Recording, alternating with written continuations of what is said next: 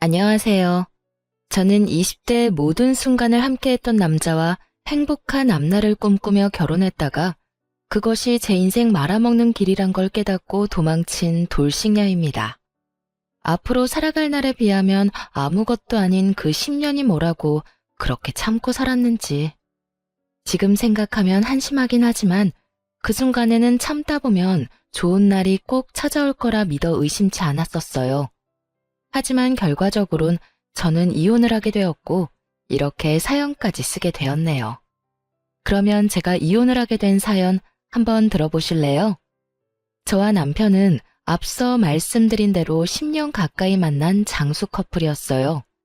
대학교 때부터 만난 저희는 오래 만나와서인지 양쪽 집에도 서로 왕래하며 서로의 부모님은 물론 형제 자매까지도 가까이하며 잘 지내곤 했죠. 저희는 각자 취업하고 30대가 되던 해에 결혼하게 되었고 양갓집에서도 큰 반대 없이 결혼을 허락해 주셨죠. 시댁은 친정에 비해 부유한 편은 아니었는데 시부가 퇴직하며 투자를 잘못하는 바람에 집도 팔고 전세살이하고 있었고 그나마 노후 자금으로 조금 빼놓은 것이 시댁 재산의 전부였어요. 그런 시댁과는 달리 친정엔 물려받은 재산이 있었어요. 아빠가 미리 투자 목적으로 사둔 건물이 많이 오르기도 했고 공실도 없이 세도 꽤 받던 터라 생활 걱정은커녕 일을 하지 않아도 따로 모이는 돈도 있으니 이 정도면 꽤 사는 정도였죠. 이러한 집안 차이에도 부모님은 괜찮다며 두 사람만 잘 살면 된다며 저희의 결혼을 지지해 주셨죠. 하지만 막상 결혼을 준비하는 과정에서 준비가 되지 않아도 너무 되지 않은 남편의 형편에 실망스러운 내색도 하시긴 했었습니다. 직장 생활을 한 지가 언젠데 모은 돈이 그렇게 없다는 게 말이 되니? 동훈이 집이야 아버지가 그렇게 되시면서 힘들어졌다고 쳐도 동훈이는 직장 생활을 하면서 어느 정도는 모아뒀을 거라 생각했는데 이건 거의 없는 거나 마찬가지지 않니? 이래서 살림살이도 못 사겠네. 엄마. 내가 돈 많고 능력 좋은 사람 만나서 결혼할 거면 동훈이랑 결혼한다고 했겠어? 엄마도 늘 그랬잖아. 젊어 고생은 사서도 한다고. 그러니까 너무 나쁘게만 보지 말고 그간 월급 받아 집안 돕는다고 따로 모으진 못했다고 좋게 생각해줘. 아휴, 누가 그걸 몰라서 이러니? 아무리 생각해도 고생은 너만 할 것 같아서 그래. 이렇듯 본격적인 결혼 이야기가 오가게 되며 남편이 수중에 가진 것이 너무 없다는 사실을 알게 되었지만 저는 상관없었어요. 남편과 시댁에선 형편상 집을 사는 것은 무리일 것이라고 저에게 솔직하게 말해주기도 했었고 제 생각엔 그건 큰 문제가 되지 않는다고 생각했으니까요. 저는 엄마에게 말했듯이 남편의 능력이나 시댁의 부를 보고 남편과 결혼하려는 게 아니었거든요. 그래서 집안 차이 정도야 대수롭지 않았고 집을 마련할 때도 굳이 어려운 남편이 아닌 상황이 되는 제가 마련하기로 했죠. 그렇게 마련한 집은 아빠의 권유로 제가 20대 중반에 사두었던 소형 아파트에서 신혼을 시작하게 되었죠. 저 덕분에 아들이 돈 한 푼 들이지 않고 자가 아파트에서 살게 되자 시모는 저에게 틈만 나면 이런 말을 하곤 했어요. 아유, 우리 예쁜 아가. 복덩이도 이런 복덩이가 또 없다. 네 덕분에 우리 아들이 집 걱정 없이 편하게 살겠구나. 나는 너희한테 바라는 거 없어. 그저 바란다면 너희가 그저 행복하게 잘 사는 거. 그거 하나 바란단다. 이렇게 저를 지나치게 치켜 세워주며 딱 하나 바라는 것은 저희가 잘 사는 것뿐이라던 시모는 신혼집으로 놀러올 때마다 이런 말도 더불어 하곤 했어요. 역시 볼 때마다 좋구나. 집도 넓고 전망도 좋고 교통편도 좋고 어디 하나 빠지는 게 없어. 교통편은 좋긴 해요. 덕분에 그이나 저나 출퇴근할 때 편해요. 그렇지? 집값도 많이 오르지 않았니? 네가 처음 이 집 살 때에 비하면 한 2배, 3배 가까이 오르지 않았니? 네? 그게 계산해보진 않아서 자세히는 모르겠네요.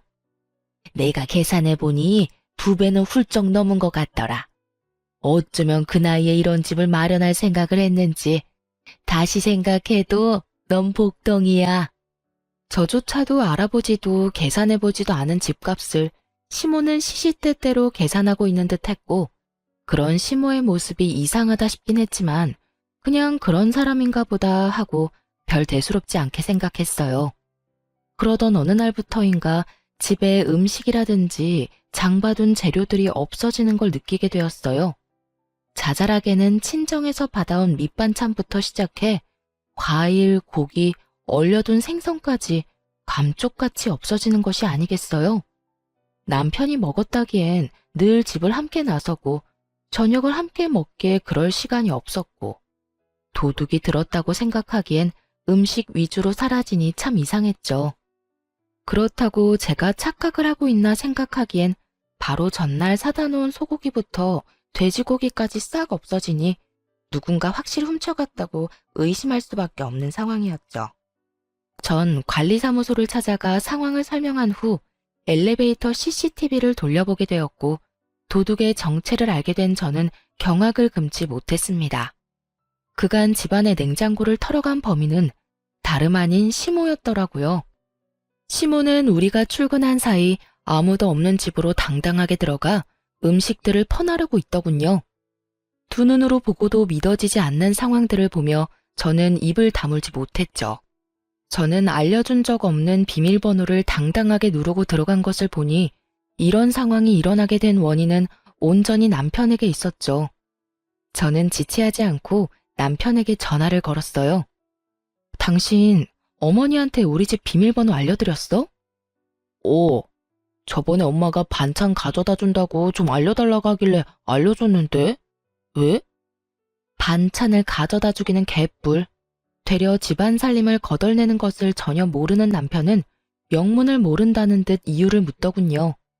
저는 그런 남편에게 최대한 화를 내지 않으려 노력하며 말을 이어나갔어요. 아니, 얼마 전부터 밑반찬하고 고기, 생선, 과일까지 사다 놓기만 하면 없어지길래 이상하기도 하고 무섭기도 해서 CCTV 봤거든. 그런데 글쎄 어머님이 우리 없을 때 오셔서 다 가지고 가셨더라고. 그래? 뭐 그러실 수도 있지. 그래서 아까워? 아까운 것보다 조금 황당해서 그렇지. 아무리 어머님이라도 아무도 없는 집에 들어와서 묻지도 않고 다 가져가시는 건 아니지. 당신이 어머님께 잘 말해줘. 다음부터 필요하신 거나 드시고 싶은 거 있으면 연락하시라고. 그리고 아무도 없는 집에 오는 것도 좀 그렇다고 말이야. 그리고 당신도 그래. 집 비밀번호를 나하고 상의도 안 하고 알려드리면 어떻게 해? 당신 혼자 사는 집도 아니고 나도 함께 사는 집이잖아. 나한테 상의 정도는 했어야지. 저는 아무래도 이건 아니다 싶어 아닌 건 아니라고 남편에게 말했고 남편은 제 말에 득달같이 화를 내며 이렇게 말하더군요. 뭐? 그까짓 거 얼마나 한다고 그딴 말을 전하래. 그리고 우리 엄마가 우리 집에 온다는데 아무도 없든 말든 그게 무슨 상관이야. 당신 지금 당신이 마련한 집에 내가 들어가서 산다고 지금 무시하는 거야? 무슨 사람을 거지로 하나. 우리 엄마가 고기 사 먹을 돈이 없어서 그런 걸 가지고 갔다 이거야 지금? 무슨 말을 그렇게 해? 나는 그런 말이 아니잖아. 아무리 어머님이라고 해도 우리 집에 그렇게 맘대로 왔다 갔다 하는 건 아니니까 잘 전해달라는 말이잖아. 음식도 어머님이 돈이 없어서 그렇다는 게 아니라 나도 다 필요해서 사다 놓은 건데 어머님이 그렇게 말도 안 하고 가지고 가면 내 입장에선 곤란하다고 말하는 거야. 왜 이런 말을 집 이야기로 받아들여? 당신 지금 너무 베베 꼬인 거 알지? 됐고. 당신 말대로 집에 아무도 없을 때 오지 말라고 할 테니까 끊어. 나 일해야 해. 지금 화내야 할 사람이 누구인데 누가 화를 내는 것인지 모르겠더라고요. 상의 한마디도 없이 집 비밀번호를 알려준 것도 화가 머리끝까지 날 일인데 자신의 엄마가 집 냉장고를 털어갔다는 이야기를 듣고도 저에게 저리도 당당할 수가 있는지 도저히 이해되지 않기도 했고요. 남편의 적반하장인 태도에 저 역시 화가 더욱 끌어올랐고 남편이 돌아오면 진지하게 이야기를 나눠봐야겠다고 생각하고 있었어요. 그런데 막상 퇴근하고 돌아온 남편은 통화할 때와는 전혀 다른 모습으로 저에게 사과를 하기 시작하더군요. 여보, 아까는 내가 미안해. 회사에서 좀 안 좋은 일이 있었는데 당신한테 그런 말까지 들으니까 괜한 자격지심에 말이 나쁘게 나가버렸어.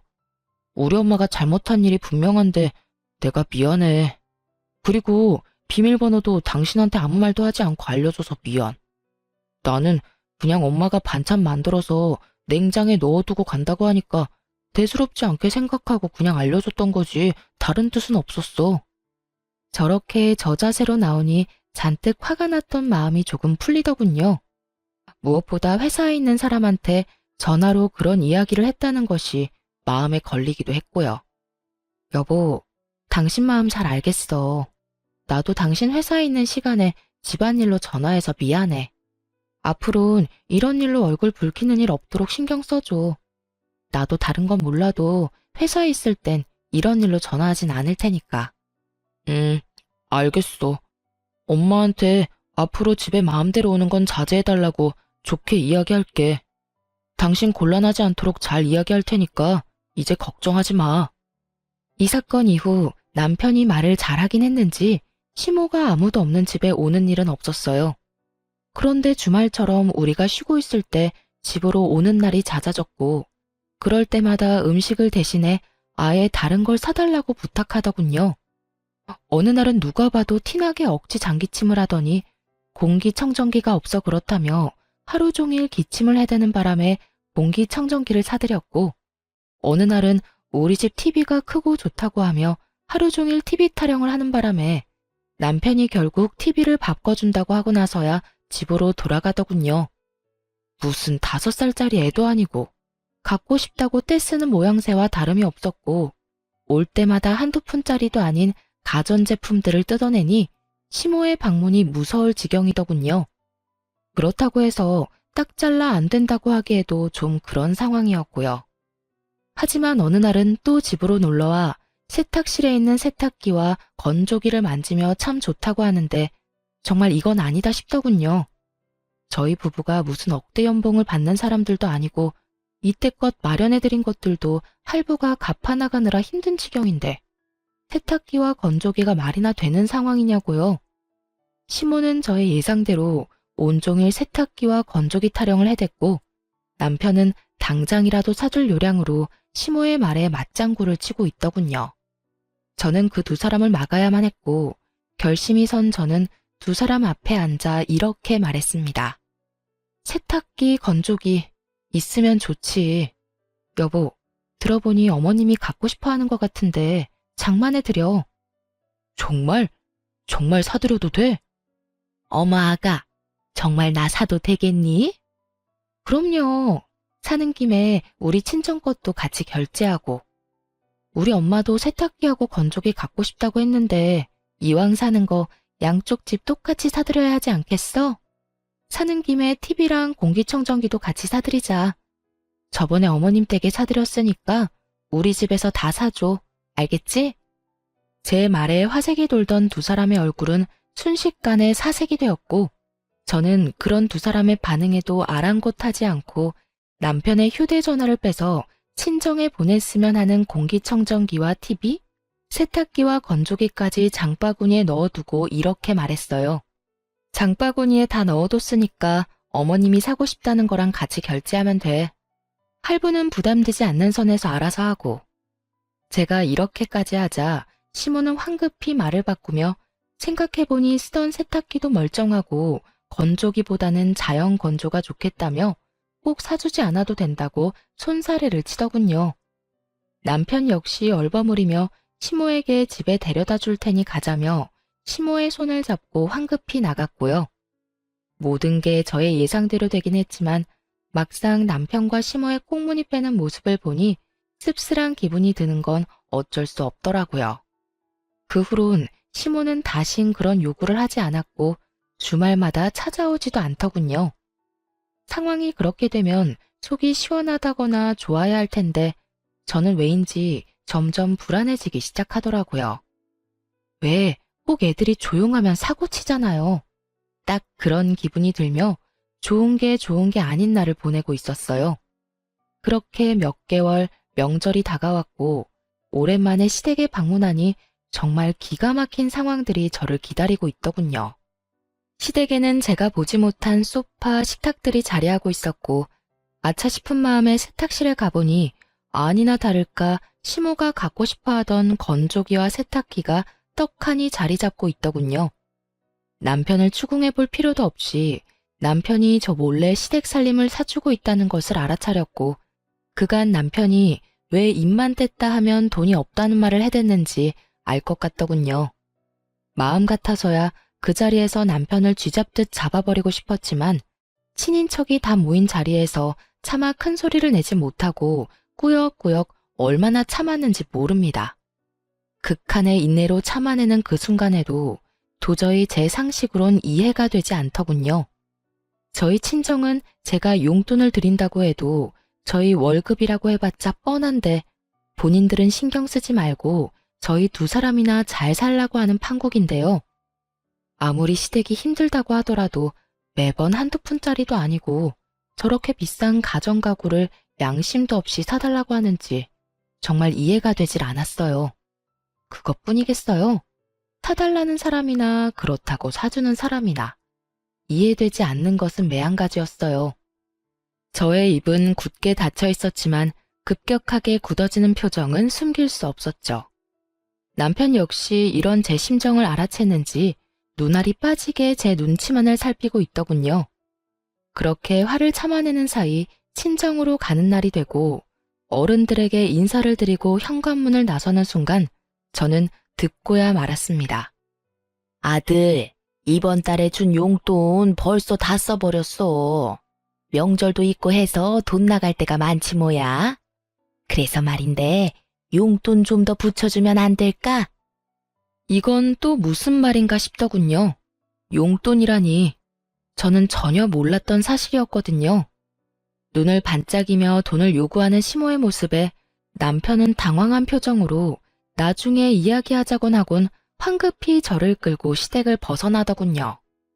차에 타자마자 저는 참았던 말들을 토해내기 시작했어요. 아까 어머님 말 무슨 말이야? 설마 나 몰래 용돈 보내고 있었어? 그게 부모님이 힘들다고 하길래 결혼하기 전까지 드리던 용돈이 있는데 갑자기 뚝 끊으니까 많이 힘드신 모양이더라고. 그래서 조금 보태드리고 있었어. 당신이 화낼까봐 말 못했어. 미안해. 나한테 정말 미안한 마음이 있긴 해. 아까 보니까 소파, 식탁도 새 것이고 세탁기, 건조기도 저번에 어머님이 갖고 싶어 하던 모델이던데 그것도 당신이 다 사준 거 아니야? 맞아.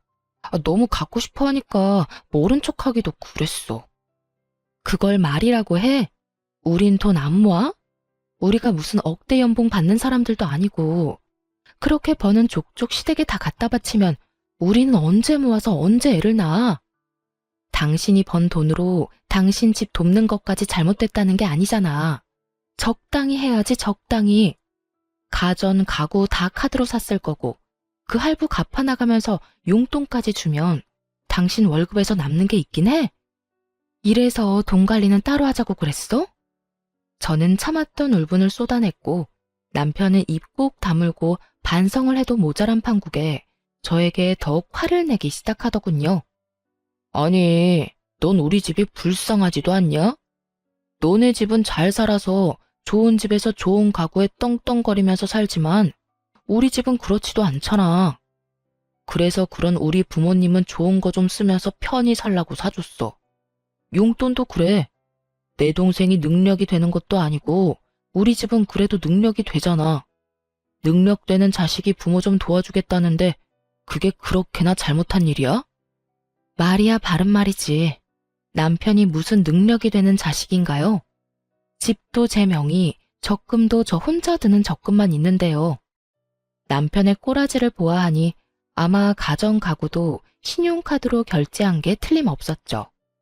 땡전 한 푼 없는 빚쟁이가 저리도 큰 소리를 치는 꼴을 보니 참 한심하기 그지없더군요. 지난 10년 세월 동안 왜 저딴 놈인지 몰랐는지 제가 한탄스럽기도 하고요.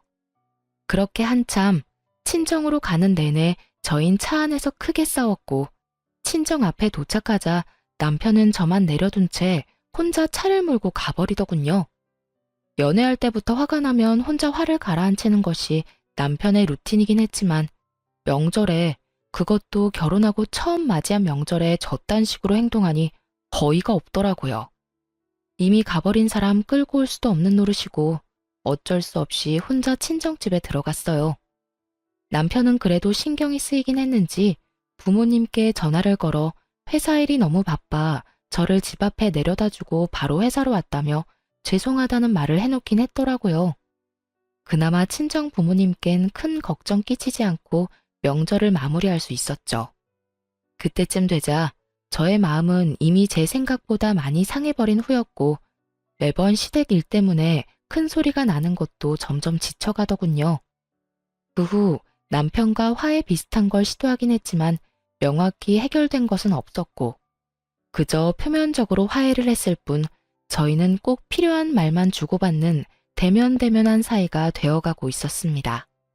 그렇게 저의 마음이 상해가던 어느 날 회사에서 일을 하고 있는데 갑작스럽게 고열이 나기 시작하더니 기운이 하나도 없더라고요.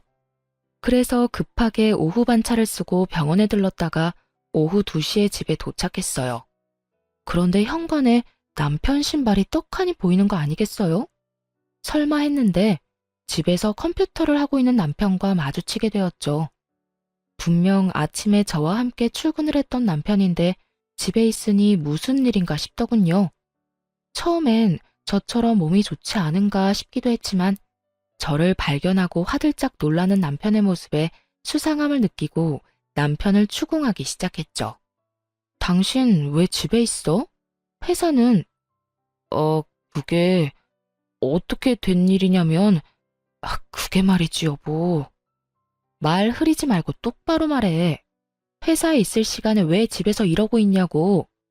꼴을 보니 방금 온 것도 아닌 것 같고. 똑바로 말 못해?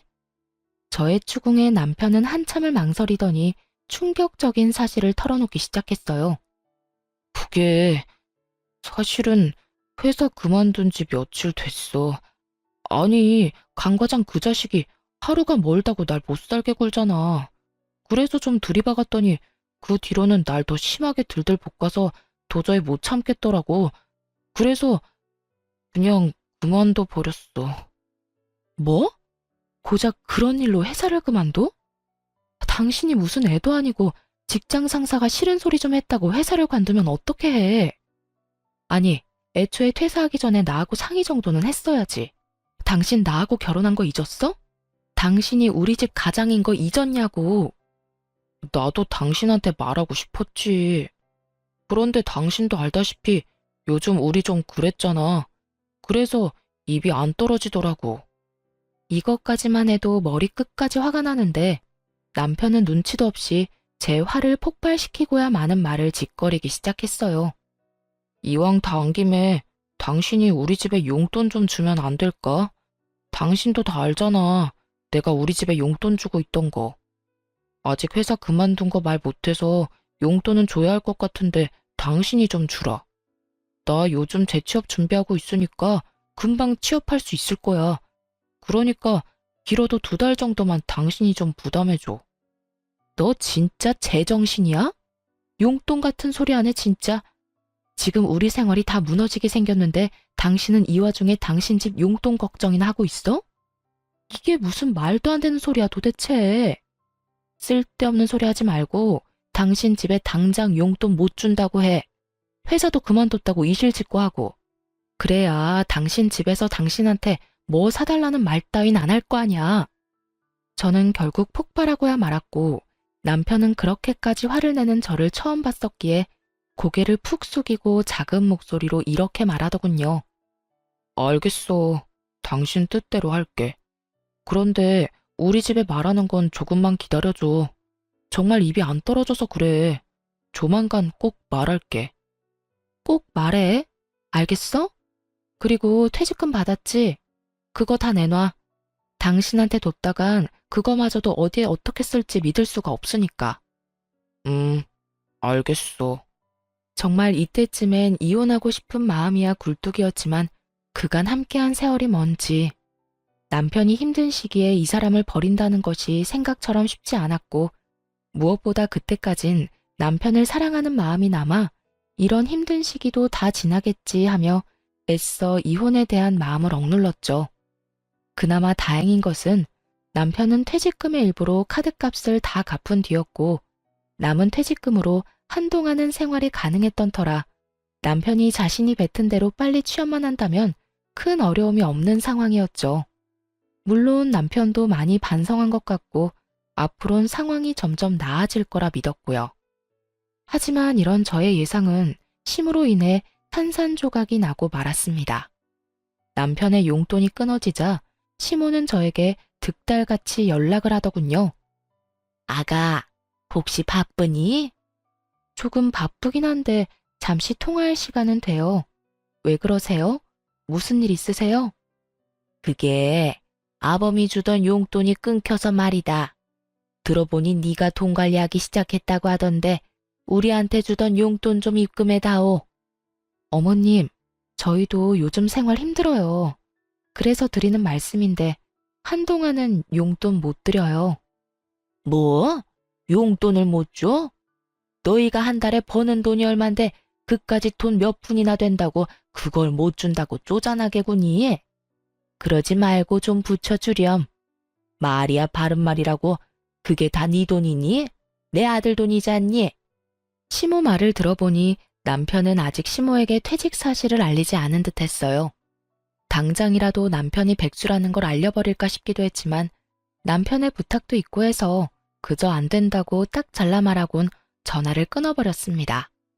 그 뒤로도 시모의 연락이 오긴 했지만 전 다 무시해버렸고, 상황이 그렇게 되자 시모는 다시 저희 집을 들락날락하며 음식들을 다시 훔쳐가기 시작하더군요. 그까짓 고기, 과일이 얼마나 한다고 그렇게까지 예민하게 구냐 하는 분들도 계시겠지만 제가 챙겨주는 것도 아니고 훔쳐가듯 가지고 가니 기분이 상하는 건 당연했어요. 거기에다 매번 일주일치 장을 봐서 넣어두는데 그것만 해도 10, 20만 원 훌쩍 넘기는 건 다반사거든요. 그걸 하나도 남기지 않고 매번 털어가 버리니 장을 봐도 봐도 끝이 없었고 그 금액도 상식선을 넘어가기 시작하더군요. 그쯤 되니 전 도저히 참을 수가 없었고 남편에게 다시 한 소리 하게 되었죠. 오늘 어머님 또 다녀가셨어? 어? 나도 몰라. 오늘 나 면접 다녀온다고 집에 없었거든. 왜? 또 뭐 없어졌어? 아, 진짜 어머님 왜 그래? 매번 이게 뭐야? 장 봐놓으면 싹 가져가시고 또 다시 장 보면 또 와서 가져가시고. 우리 생활도 빠듯한데 매번 두 집 살림 살아야 하잖아. 당신이 해결 좀 해봐. 이번 달 식비만 해도 100만 원 넘긴 지 오래라고. 정말 해도 너무한다고 생각 안 해? 한 번만 더 이런 일 있으면 당신 입장이고 뭐고 회사 그만두고 백수 됐다고 다 말해버릴 테니까 그런 줄 알아? 뭐? 당신 말 참 너무하게 한다. 이게 다 당신이 우리 집에 용돈 안 줘서 그런 거잖아. 진작에 용돈 줬어 봐라. 우리 엄마가 이런 짓을 했겠어? 어디서 내 탓으로 다 돌리고 있어? 잘 들어. 이건 다 나하고 상의도 없이 회사를 그만둔 당신하고 아들 집 냉장고를 마치 자기네 집 냉장고인 양 생각하는 어머님의 이상한 사고에서 벌어진 거야. 그러니까 가짠지도 않게 내 탓으로 돌릴 생각 말고 해결이나 잘해. 알겠어? 저는 단호하게 집어주었고 이런 저의 태도에 남편은 틀린 말이 하나 없다고 느꼈는지 입을 다물어 버리더군요. 입을 다문 것과는 별개로 남편은 자존심이 상할 대로 상해버렸는지 알바라도 나가겠다며 쿠팡 일용직 알바를 다니기 시작했죠. 그런 남편의 모습이 안쓰럽기도 했지만 그렇게 해서라도 정신을 차리기를 바라는 마음에서 굳이 말리진 않았어요. 그 후 현관 비밀번호는 바꿔버렸고 시모의 연락은 여전히 다 피해버림으로써 더는 저의 가정에서 큰 소리가 나는 일은 없었습니다. 그렇게 몇 달 남편은 취업을 준비하며 여전히 알바를 다니고 있었고 여전히 저희 둘 사이는 좋진 않았지만 더 이상 나빠지지도 않았죠. 부부 사이가 대면대면하다고 한들 이혼까지 생각한 건 아니었는데 도저히 이혼하지 않고서는 안 될 일이 벌어졌어요. 그날은 남편의 동생이 결혼 발표를 한다며 시댁에 모이기로 한 날이었어요. 그간 연락을 대놓고 피했던 터라 시댁 방문이 달가운 것은 아니었지만 다른 것도 아닌 결혼을 한다는데 참 빠질 수도 없는 노릇이라 눈 딱 감고 시댁으로 가게 되었죠. 긴장감을 안고 현관문을 열었더니 시모와 식구들이 활짝 웃으며 저를 반기더군요. 아가 왔니? 오느라 힘들었지? 어서 들어와서 앉거라. 내가 너 좋아하는 음식도 잔뜩 해놨단다. 네? 아, 네. 감사합니다. 감사는 무슨, 식구끼리 그런 말 하지 말거라. 나 섭섭해지려고 해? 이상하리만큼 상냥한 시모를 보며 저는 경계심 가득한 태도로 시모를 바라봤죠. 도대체 왜 이러나 하는 불안한 생각이 들며 조마조마하게 눈치만 살피던 순간 시모가 속내를 드러내기 시작하더군요. 아가, 너도 알다시피 우리 둘째가 좋은 여자가 생겼다고 하는구나. 네 동서대래가 글쎄 대기업에 다니고 있다지 뭐냐? 아, 그래요? 능력 좋은 동서가 들어오겠네요. 축하해요, 도련님. 그래서 말인데 그 집에서 글쎄 34평 아파트를 마련해서 왔으면 한다고 하지 뭐야.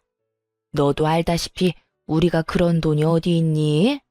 우리도 전세 사는 마당에 그렇다고 해서 둘째가 모아둔 돈이 있는 것도 아니고. 설마 싶더군요. 한두 푼도 아니고 설마 저에게 지불해달라고 하는 건가?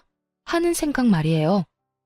하지만 불행히도 저의 설마는 맞아떨어졌고 시모는 제게 맡겨놓은 집이라도 되찾는 사람 마냥 더 뻔뻔하게 굴기 시작했죠.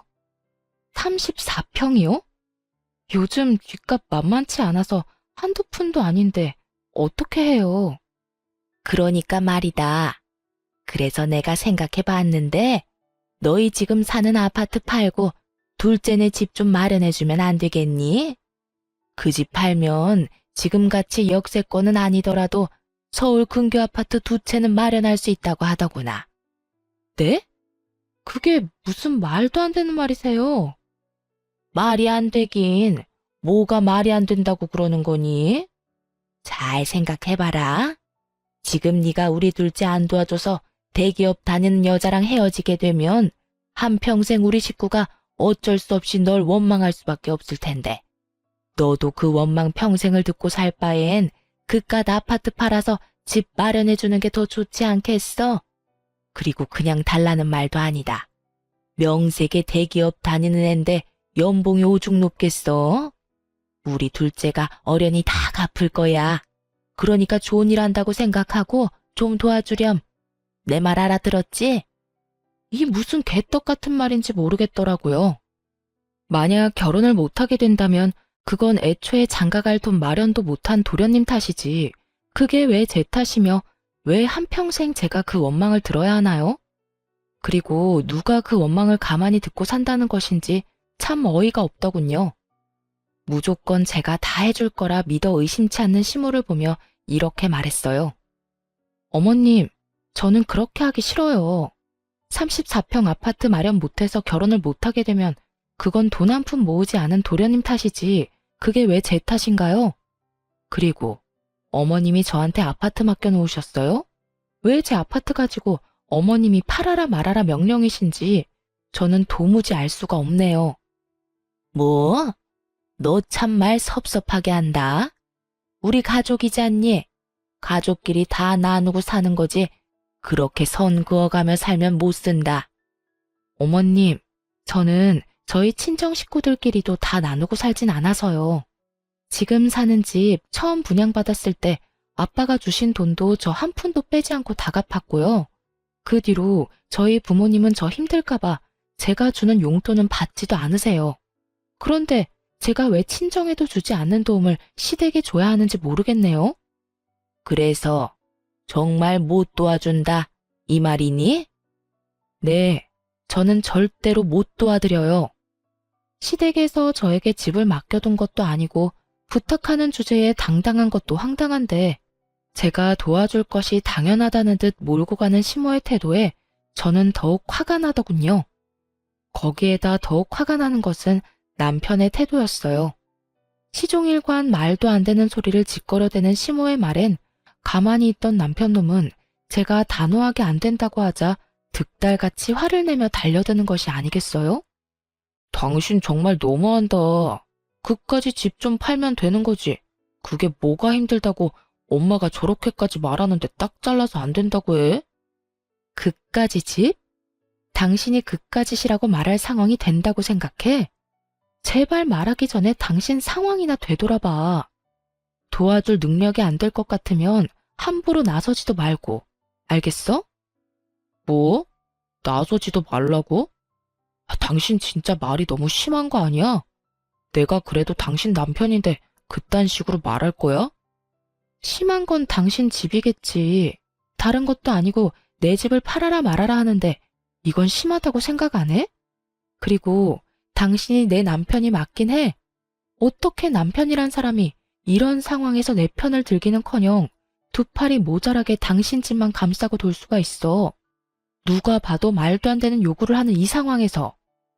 저와 남편은 시댁 식구가 있는 앞에서 언성을 높이며 싸우기 시작했고, 그런 저를 보던 시모는 저에게 삿대질하며 소리를 지르기 시작했어요.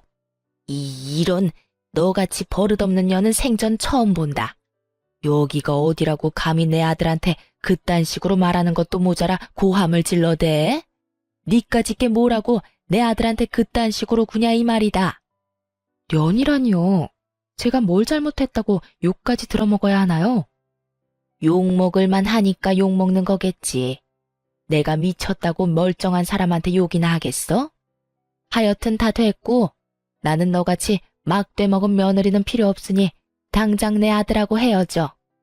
시모의 입에선 결국 헤어지라는 말이 나오고 있었고 헤어지라고 하면 제가 겁이라도 먹을 거라 생각했는지 의기양양한 표정으로 저를 바라보고 있더군요. 거기에다 남편 놈까지 합세해 저를 협박하기 시작하는데 속이 참 답답하더라고요. 그래, 엄마 말이 다 맞아.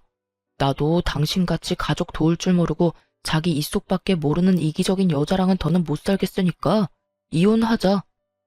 이 난장판인 상황에서 남편의 말을 듣는데 제 머리가 오히려 맑아졌다면 여러분은 믿기세요? 무슨 부귀 영화를 누리겠다고 왜 바보같이 이 거지 같은 상황을 참고 또 참으며 이혼만은 절대 안 된다고 생각했는지. 저 자신이 이해되지 않음과 동시에 한탄스러워지더군요. 생각이 빠르게 정리되고 나니 이혼을 협박이라고 하는 두 사람이 더욱 어이가 없어졌고 팔짱까지 끼고 어때? 겁나지? 라는 표정으로 바라보는 두 사람에게 아주 속 시원하게 답해줬죠. 네, 어머님 뜻대로 할게요. 그래, 우리 이혼하자. 그까짓 이혼하면 되지 뭐. 그까짓 게 뭐라고 이때까지 참았는지 참. 더는 나도 참기도 싫고 매번 당신 집 때문에 싸우는 것도 지긋지긋하던 참이었어. 그나마 당신하고 지낸 세월이 있어서 참았는데 이젠 그것도 힘들다. 그러니까 당신 말대로 이혼하자 우리. 저는 더는 화도 내지 않았고 거의 체념한 듯 말을 했고 그런 제 말에서 진심이란 걸 느꼈는지 남편은 말까지 더듬으며 저에게 되묻더군요. 당신 정말 나하고 이혼할 거야? 이혼할 수 있어? 남편의 입장에선 어찌 보면 당연한 반응이었겠죠. 제 집을 팔아 자기 동생에게 집을 사줄 요량으로 던진 마지막 카드였을 텐데 그 카드를 진심으로 받아버렸으니 놀라기도 당황스럽기도 했겠죠. 하지만 전 그 어느 때보다 진심이었고 저의 진심을 물어보는 남편의 눈을 똑바로 바라보며 이렇게 말해주었어요. 나 당신하고 이혼할 수 있어. 당신도 알잖아. 나 허튼 소리 하는 사람 아니라는 거. 특히나 이혼같이 중요한 문제는 더욱 그렇고. 남편의 저의 확고한 대답에 이건 아니라는 표정으로 고개를 숙였고 그런 저를 보며 시모는 기가 찬다는 듯 헛웃음을 뱉어내더군요. 참 차라리 잘 됐어. 집 있는 게 무슨 유세라고 콧대 높게 구는 꼴이 보기 싫었는데 잘 됐지 뭐. 아들, 이참에 그냥 이혼해. 엄마는 정말 저런 며느리 싫다. 더는 꼴도 보기 싫어. 저 역시 어머님 꼴도 보기 싫었는데 참 잘 됐네요. 당신 들었지?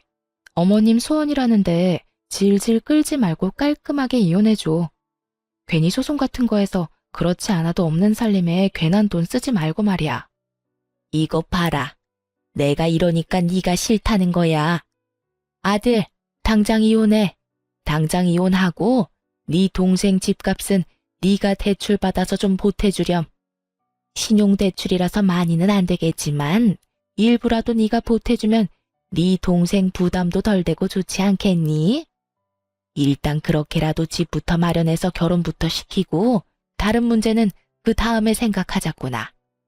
시모의 말을 듣고 있는데 저는 어이없어서 크게 웃어버렸어요. 자기 아들 상황이 어떤지도 모르면서 어쩌면 저렇게 머릿속에 꽃받칠 수 있을까 하는 마음에요. 아, 죄송해요. 지금 상황이 너무 웃겨서 저도 모르게 웃음이 다 났네요. 시모는 저를 미친 사람 마냥 쳐다봤고 남편은 제 입에서 어떤 말이 나올지 몰라 안절부절 못하고 저의 눈치만 살피고 있더군요. 넌 지금 이 상황이 웃기니? 네, 조금 많이요, 어머님. 지금 어떤 큰 계획을 세우고 있는지 알겠는데요. 아마 그렇게는 안 될 거예요. 뭐? 그게 무슨 소리야?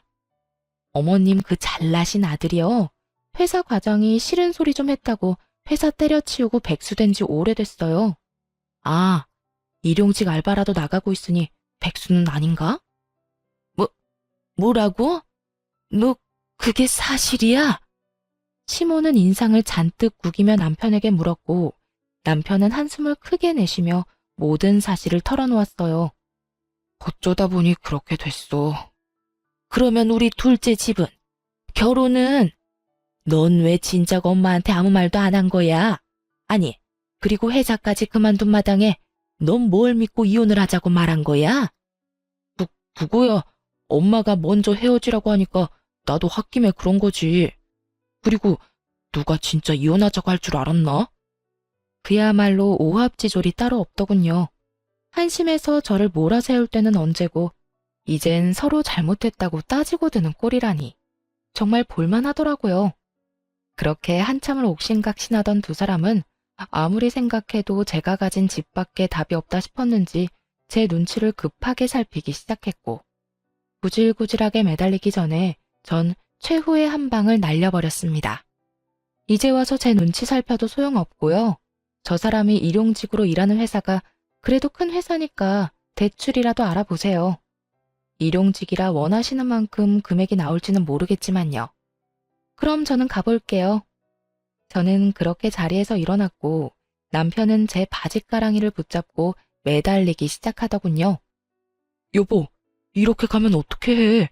우리가 함께한 세월이 얼만데 정말 이렇게 헤어질 거야? 너 치매 걸렸니? 먼저 이혼 이야기 꺼낸 건 내가 아니라 너야.